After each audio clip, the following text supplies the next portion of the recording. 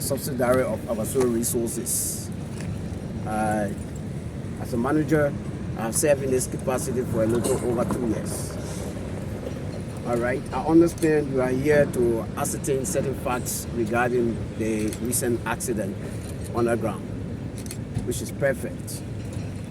If you wouldn't mind to know, I wish to inform you that on the 17th of October 2023, at about 6:45 to 7 o'clock p.m., there was a new shift that took over to carry on the day or the shift.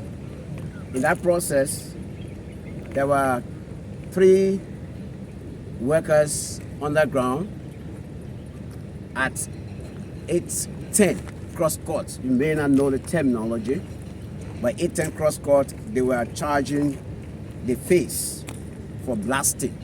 They were not blasting, but they were charging the face for blasting. 3 persons, 2 Turkish with 1 Liberian guy.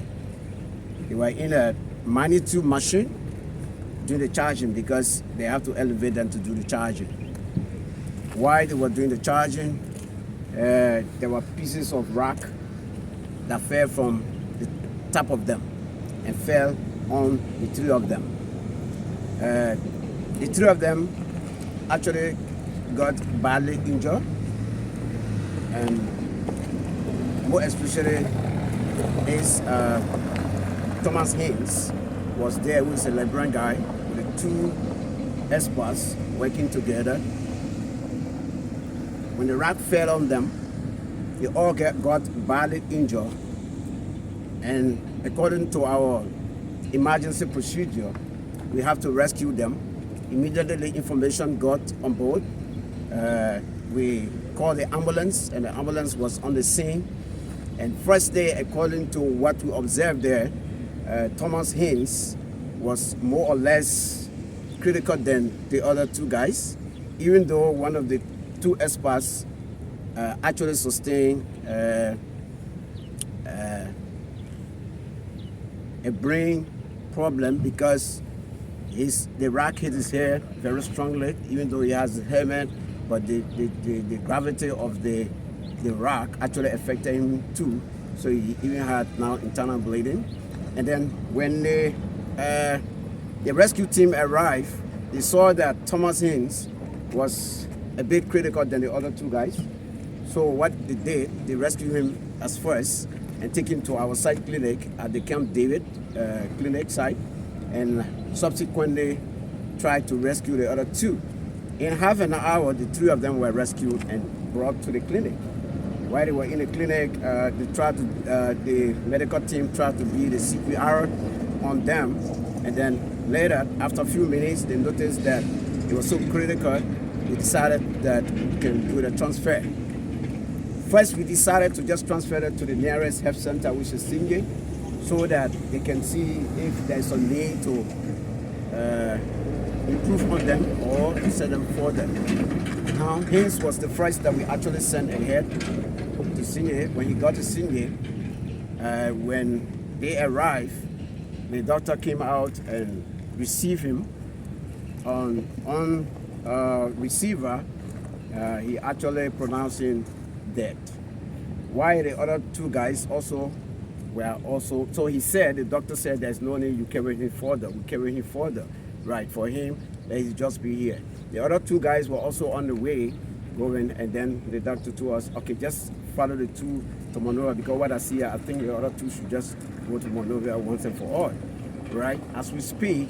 So when that happened, when he was pronounced dead, we contacted the family members, we informed them, and then they also got to the hospital, to the clinic, with the team of the management, from the management side, and they decided that they can bring him back and bury him. And the management, the union, and the family all together have gone through that, the formality, and having the ceremony, the burial, and the 3rd day, right, waiting for the 7th day to be done as well as by our tradition.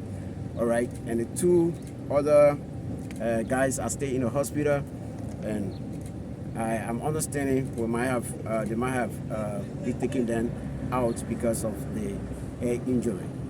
So thus far, that's what happened here. I must tell you, it was never a landslide. It was never a landslide. It was just about few pieces, 3 or 4 pieces of rocks that fell from the top to them. But I can tell you, the place remained the same. There was no landslide here at the Bear Mountain underground. Now, and it was just 3 persons that were there on that operation. Not more than that. And so that one person died. Yeah, only 1 person died, but the 2 persons are still on a medical treatment. So which one in the hospital are they? The GFK hospital. Yeah, we sent them to the GFK hospital, and there they are. And the Aspen hospital also assisting in the process. Yes, sir. So if you say 3 person was there when the incident occurred, why you think the information that went out that the number was more than that? Why the person should put that there? It's just a mere speculation. Normally, you know, in our setting, when something happens, everybody has their own interpretation, adding to this, adding to that. So I can't tell you why, but I can only say that this is a normal thing in Liberia. We don't ascertain the fact. But when once somebody stands somewhere and just call one journalist and say this happened, now the way he thinks it, this is how he expresses it, and then it goes wide. Was the guy a full-time employee? Was he a full-time employee? No, he was not a full-time employee. I mean, Full-time, when you talk about full-time, it's actually a full-time in your context if you mean he comes to work every day, right? No. Or every time. That's what I mean. What a full-time mean? Is he Employed? sure? No. Gainfully employed? No. Okay. So my next question He's is... gainfully employed because employment in so many phases. Even if you are casual labor, you are still employed. It's an employment. Whether you are short-term, it's still an employment. Whether you are permanent, it's still an employment. So what was his status? His status is he's actually on Team A of the underground department. Casual, meaning short term? No, it's a short term.